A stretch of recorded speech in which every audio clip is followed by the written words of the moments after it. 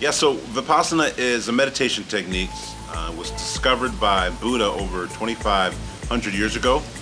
And the technique is as such where everything arises just to pass away and how not to react. And when we react on things, we become dependent on that matter, and it takes hold of us. And so the teaching is to be able to not react, to let things, that everything that comes will eventually just pass away. So my experience was very enlightening, especially for my first Vipassana. Imagine coming into this space where there's about 50 people total, and in a matter of an hour you have to give up everything from all electronics, your phone, your computer, everything electronic. And then from there you're separated. The guys on one area, the girls in the other area for the next 10 days. So that's Vipassana. During the orientation, they tell you about the do's and do nots. And once you overcome that shock, then you realize that, okay, you can't talk for the next 10 days. Pure silence. Not only can't you not talk or speak, you also can't have eye-to-eye contact with people for the next 10 days. So you're walking around almost like kind of zombie-like, looking at the ground, looking at flowers, whatever, the wall, whatever, just to avoid contact with people. But the purpose of all of that is to continue to self-reflect and just have no distractions, right?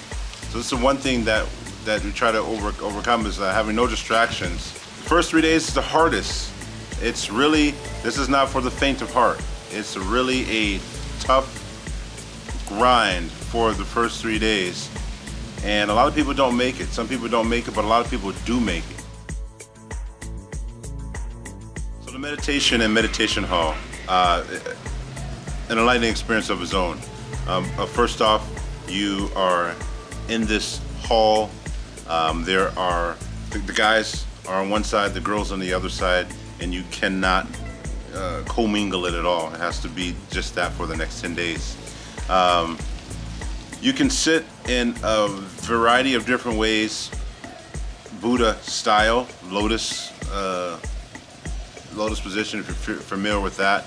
If you're like me, a little bit bigger, you have to get permission. So I had to get permission from the teacher to be able to have a chair or sit on the wall. So some things have to be granted permission from the teacher. But you're meditating 12 hours a day, right? That you're meditating in this hall.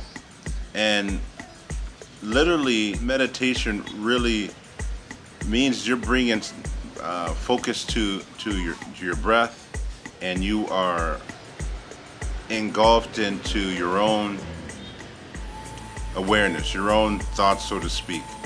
That's it. The goal is not to be consumed, your mind to be consumed by any other outside thoughts or things. Is literally be able to focus on your own breath, and whatever it is whatever it is. If we react to situations, we become dependent on the situation and not in the present moment. The goal is to be in the present moment and understand that everything that arises will pass away. So the more that we can become less dependent on situations and realize that they are just for a short time, we can live more fuller lives, cherish the moments around us, and simply live a life full of bliss and happiness. So this is the kitchen where we ate our meals every day for the past 10 days.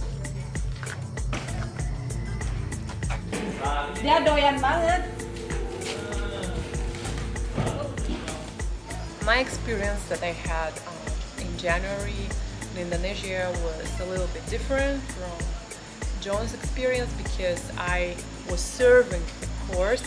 That was my second course because the first one I had in Nepal. Being a server is completely different from being a student. Why? First of all, when you serve a Vipassana course, you're still allowed to have and use your phone, you're still entitled to speak to others, to other servers, obviously, because the students, they are not allowed to talk. Second, you just attend the meditation classes. Obligatory is just to join the meditation hall and the students 3 times a day. If you're ready to be a server, you must understand that the job of server is quite difficult because you have to wake up early morning at 4 a.m. and be in the kitchen, or maybe wash the floors, wash the bathrooms, and toilets, wash the meditation hall.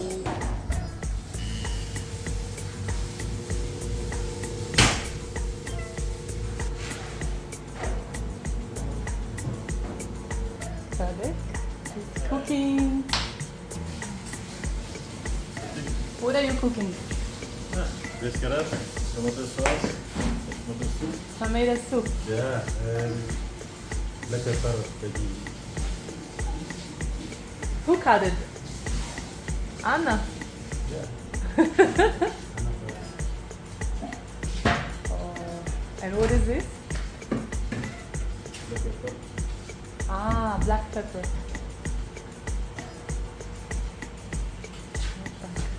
Beautiful Vayan.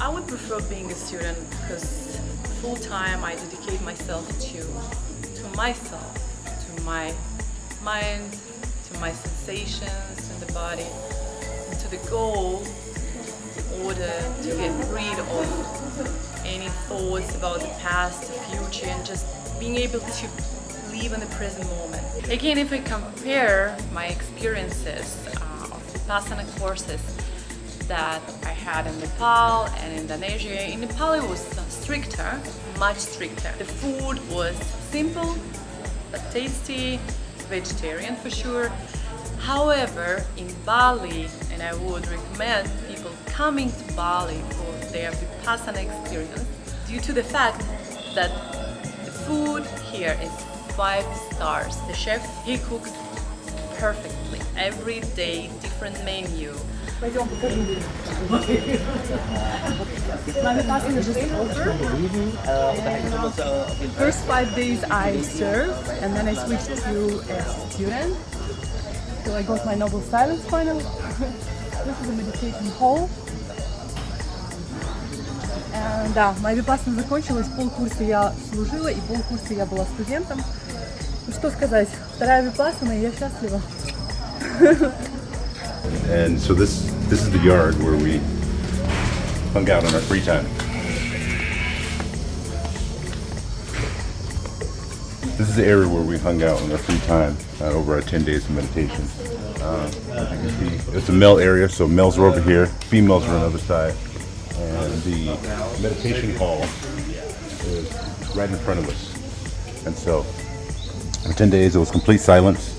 We weren't allowed to talk to anybody, talk to anything, make any gestures, and it was complete meditation in your own self. Follow me. Bathrooms. We're not going to go there, but I think you get the point. So this is the male area. This is where all of our dorms were.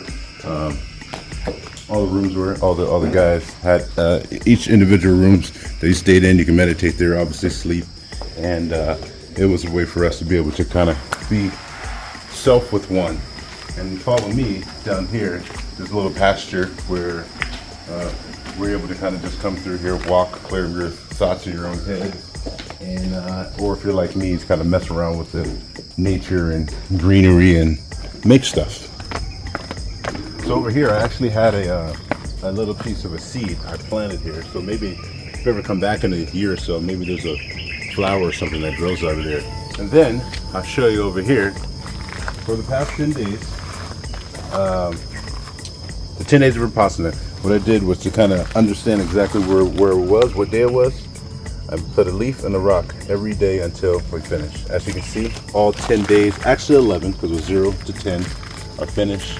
And the completion of Vipassana is complete. So imagine you're at a light, and the light turns green, and then the person behind you, and you don't move, and the person behind you just honks their horn, for a few seconds. Your first reaction may want to be to tell them off or flick them off or whatever the case is. But if you, in that moment, if you don't react and just drive off, you'll realize that it's only a moment event. Like it arise and then it pass away very quickly. So what it does for you and I is be able to learn how to be able to just move forward and not react to things, which will help us be able to be less dependent on things around us. I encourage everyone to try Vipassana at least one time in their life. You can do it basically anywhere around the world, and it's for free. So, live your life, cherish the moments, and be present. Live in the present moment. And don't forget to like and subscribe. Entre Nomad, thanks for watching.